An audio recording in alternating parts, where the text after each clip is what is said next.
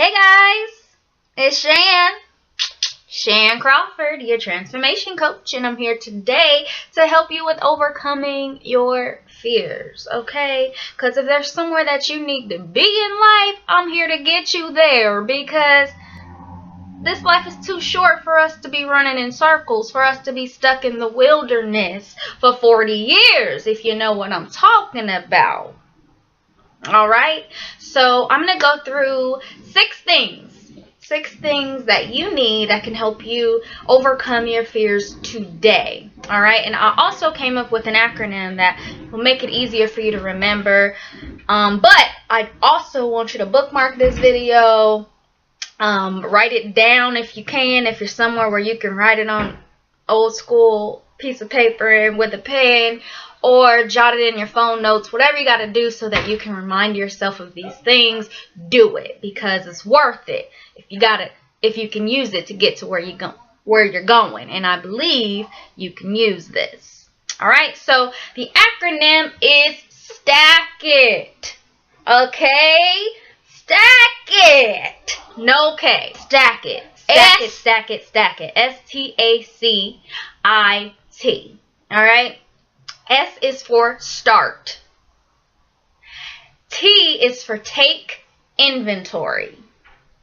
A is for accept. C is for change.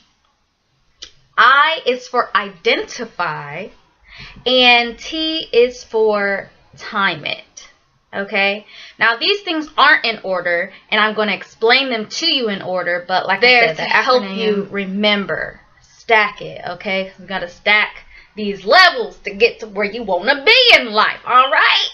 Alright, so let's jump into this. The first and foremost is I for identify it, alright? The first thing you got to do before you get over a fear is get clear about what it is that you're really afraid of. Alright? So identify it. Alright? You want to identify what the fear is. And one thing that I read the other day that was really helpful with that was the 7 layers of why. Alright? So ask yourself, why am I afraid of this? So one good example for this is if, let's say you want a higher paying job, alright, but you haven't made any moves to make that happen. You haven't updated your resume, you haven't applied for those jobs, or you haven't gone back to school to finish a few classes so that you can qualify for a better paying job. But why haven't you done that? Why are you afraid of it? Do you think that you won't be able to handle a class load? Do you feel afraid of failing your class? Are you afraid that applying for the job is going to make you feel rejected and inadequate? Are you afraid that you really don't qualify for it regardless of what your degree says? You don't have enough experience? Are you afraid that people are going to think you're incompetent if you do get that job and you're just going to make yourself look like a fool? So the 7 layers of why help you dig deep and figure out what it is that you're really afraid of. Okay, so you ask yourself first, why am I afraid, or why haven't I applied for this job? Okay, so the answer is because I don't think they'll take me seriously. Okay, second level, why don't I think that they'll take me seriously? Okay, the answer is I don't think I have enough experience in this field. Okay, why don't you think you have enough experience in this field? Alright, and if we stop there, because the answer is I really don't have any experience in this field, well, if you're interested in it, this is where we need to focus on, right? Then we can make a plan on how we can get you some experience in this field so that we can get you to that job that pays better, and so that you can be at a job that you love to do or you want to do, right? If you really do have the experience, then you've got to dig deeper to level 4. And you ask yourself, why am I afraid to put myself out there? Why am I afraid to boast and tell people that I have the experience in this field? Are you afraid that they're going to think you don't know what you're doing? Are you afraid that the experience that you have is not going to transfer over to the new job that you're trying to get? I'm just using this job thing as an example, but you get the idea. Whatever it is that you're afraid of, ask yourself why you're really afraid of it. Why? Why? Once you get a clear answer on that, then you can really tackle what it is that you fear, so you can start moving towards overcoming it. All right? So that was identify it. Identify the fear. All right? The second one is take inventory. Take inventory of your life. This kind of goes along the lines of identifying it, but you really want to do some self-reflection and look at what is holding you back from this fear. Did you experience a failure before that makes you afraid to try again? Did you see someone else in your life fail at an attempt at trying? What's stopping you from getting what you desire? Is it your finances? Do you have poor time management? Do you have a chaotic home life? Do you not have enough energy? Do you think you can't do it? Take inventory of the things that you feel like may be holding you back from going for what it is that you want, whatever that is. Okay? Number 3 is start. Okay? You gotta start, baby. Start by making a plan. Okay? You can at least do that. The fear may be something that is terrifying, yes. But writing it down on a piece of paper shouldn't be that scary. So the least you can do is start by making a plan so that you can actually take some action toward whatever it is that you want to get done. All right? So when you're making this plan, you want to make sure that you consider your challenges.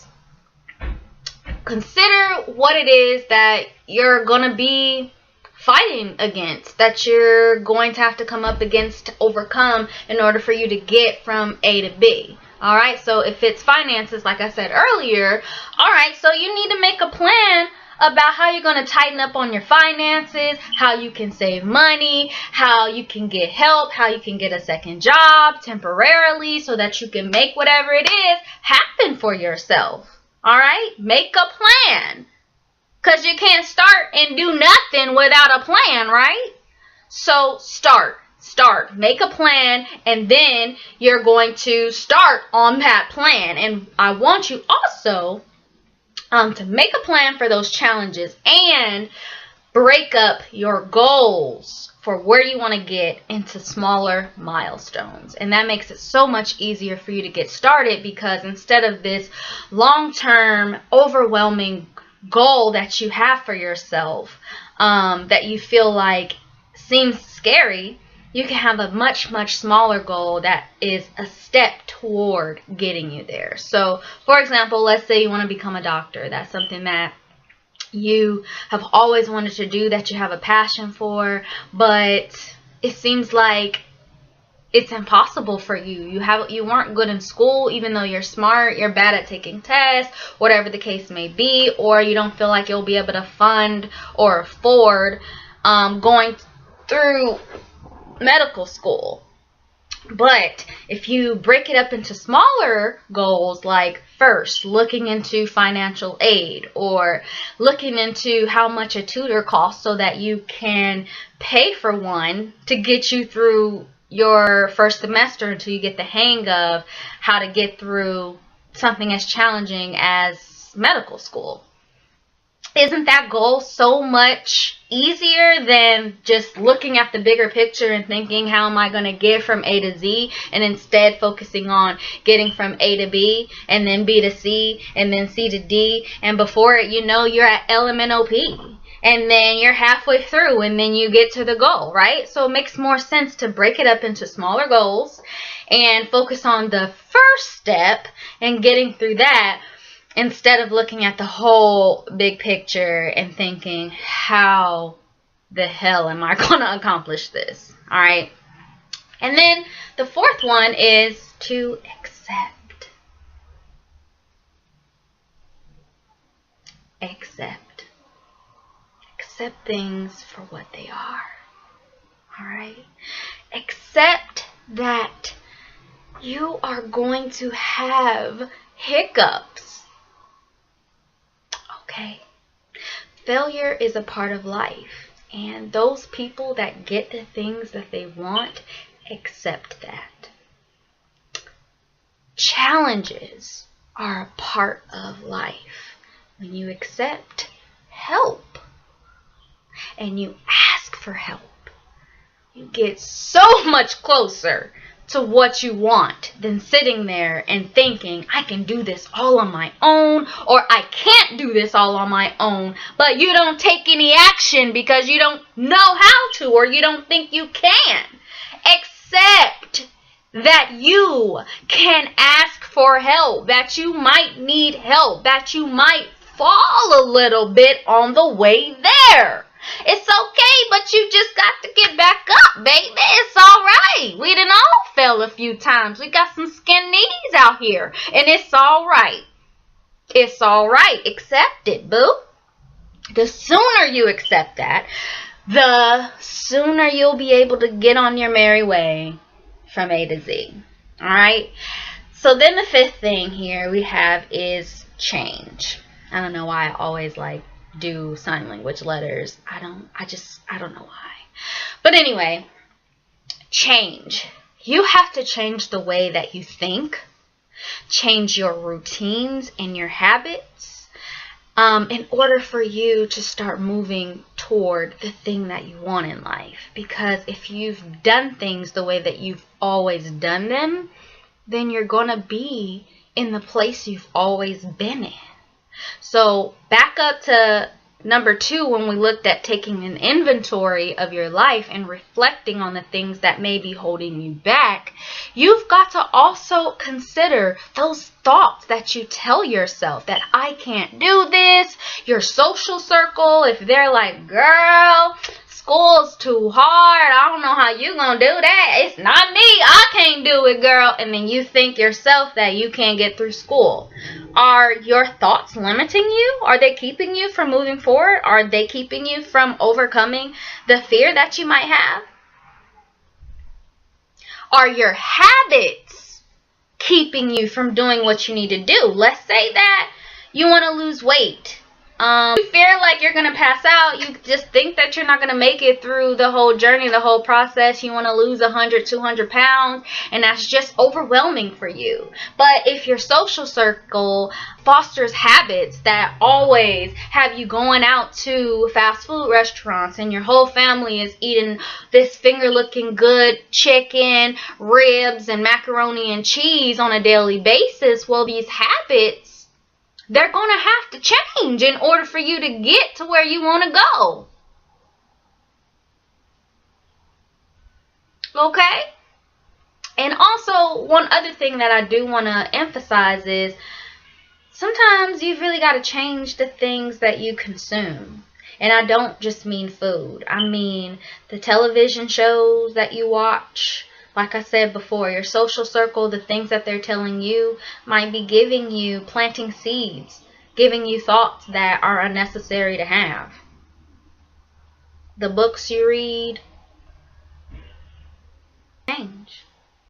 And the last thing is time it. You want to give yourself a deadline, because if you don't, you're just going to procrastinate, all right? It's already scary. It's something you don't want to do.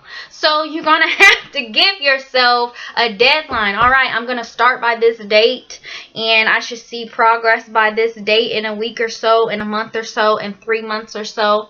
Remember what I said about those smaller goals, breaking it up?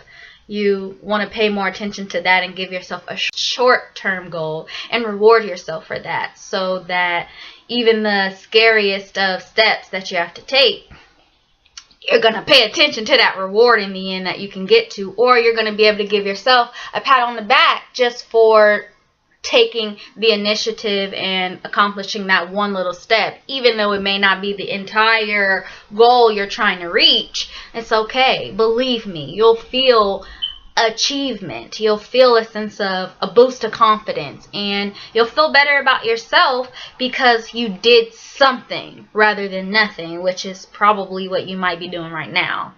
Now, let's be honest, that's what you're doing now. That's why you're here, and that's okay. That's why I'm here to help you, boo.